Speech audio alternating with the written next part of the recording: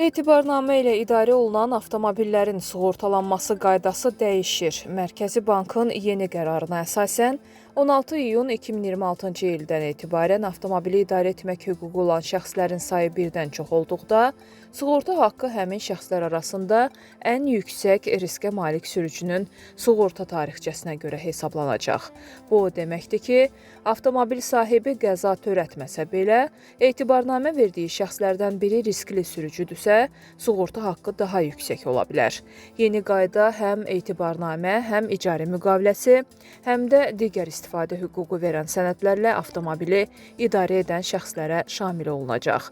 Beləliklə, qəza tarixçəsi olan sürücülərin avtomobili başqasının adına sığortalatmaqla yüksək sığorta haqqından yayınmasının qarşısı alınacaq. Dəyişikliklərlə yanaşı mövcud bonus-malus sistemi də ləğv edilərək fərdi sığorta tarixçəsi əmsalı ilə əvəz olunacaq. Qəza törədən sürücülərin sığorta haqlarına hər hadisəyə görə əlavə 30% tətbiq ediləcək.